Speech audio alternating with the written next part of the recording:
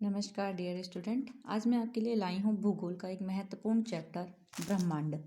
ब्रह्मांड जिसके बारे में आप बार बार सोचते हैं कि जो आप तारे देख रहे हैं, जो सूर्य है, जो पृथ्वी है, चंद्रमा है, ये सब क्या है? ये हमारे ब्रह्मांड का एक अंश है, एक हिस्सा मात्र है।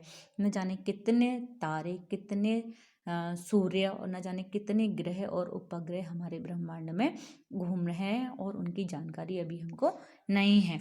हमने जिस सौरमंडल को देखा है उसमें हमारा सूर्य है और हमारी आकाशगंगा है, जिसके अंतर्गत हमारे सूर्य सहित कई तारे, ग्रह, नक्षत्र और अनेक उपग्रह या क्षुद्र ग्रह आते हैं। तो ब्रह्मांड के बारे में आज चर्चा करते हैं। ब्रह्मांड द्रव एवं ऊष्मा का सम्मिलित रूप है। ब्रह्मांड द्रव एवं ऊष्मा का सम्मिलित रूप है।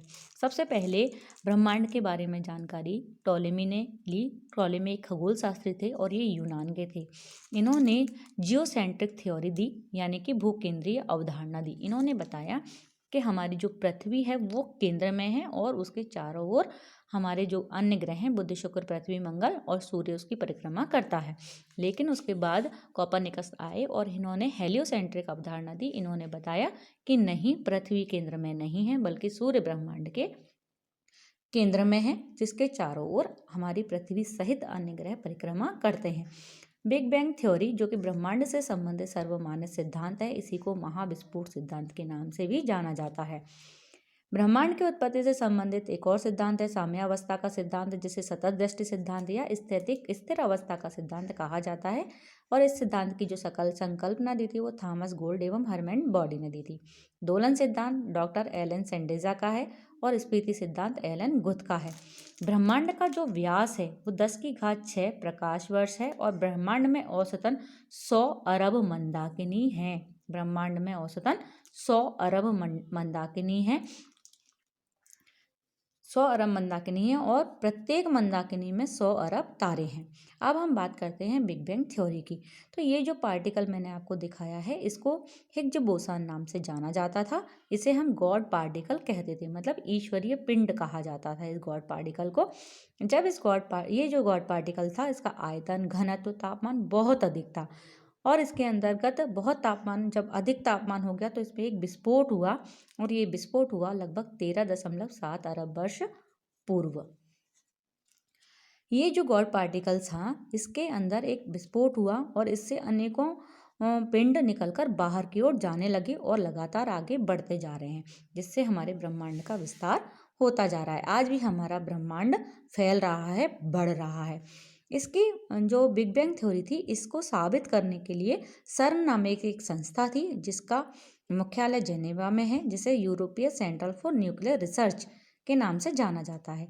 इस संस्था में 30 मार्च 2010 को पृथ्वी की सतह के नीचे 50 से 175 मीटर नीचे लगभग 27.36 लंबी सुरंग में लार्ज हैड्रन कोलाइजर नामक महाप्रयोग किया गया। हिग्ज बोसन एक परमाणु का प्रारंभिक रूप था जिससे ब्रह्मांड की उत्पत्ति के रहस्य छुपे हैं। सर्न ने हिग्ज बोसन से मिलता जुलता एक सब एटॉमिक पार्टिकल की खोज की, जिससे ब्रह्मांड के रहस्यों को जानने में सुविधा मिली। 1964 में हिग्ज नामक वैज्ञानिक ने खोज की और जो भारतीय वैज्ञानिक सत्येंद्र नाथ बोस की बोसन थ्योरी पर आधारित था। इसीलिए इन दोनों के ही नाम पर इस गॉड पार्टिकल का नाम हिग्ज बोसन पड़ा। बोसन सत्येंद्र नाथ बोस के नाम पर पड़ा और हिग्ज नामक जो वैज्ञानिक थे जिन्होंने 1964 में इस पार्टिकल की खोज की थी, उनके नाम पर इस गॉड पार्टिकल को, इस जो परमाणु पॉइंट था, जो परमाणु बिंदु था, उसको हिग्ज बोसन के नाम से जाना जाता है। तो ब्रह्मांड की उत्पत्ति से जुड़े हुए सिद्धांत थे दोस्तों, और इसकी खोज सबसे पहले जेनेवा में की गई। इसकी उत्पत्ति का जो सिद्धांत था उसे मान्य करने के लिए एक प्रयोग सर्न नामक वेधशाला में किया गया, जिससे यह सिद्ध हो गया कि वास्तविकता में प्रारंभ में कोई एक विशेष परमाणु था, एक पिंड था, एक एकाकी परमाणु था जिसमें अनंत ऊष्मा और तापमान था, जिसका घनत्व सर्वाधिक था। उसमें विस्फोट हुआ और विस्फोट के कारण उसके कण लगातार ब्रह्मांड में फैलते चले गए, जिनसे कई प्रकार की आकाशगंगाओं का निर्माण हुआ और हमारी आकाशगंगा भी हम भी हमारा जो सौरमंडल है वह भी एक आकाश गंगा का ही हिस्सा है, जिसे हम मंदाकिनी नाम से जानते हैं। और हमारी मंदाकिनी के निकट का जो तारा है, वो निकट की जो मंदाकिनी है उसे हम देवयानी या एंड्रोमेडा के नाम से जानते हैं। तो अगर ये वीडियो मेरा पसंद आया हो या आपको लगता है कि इस तरह के वीडियो मैं और आगे बनाऊं, तो इस चैनल को लाइक करें, शेयर करें और सब्सक्राइब करें।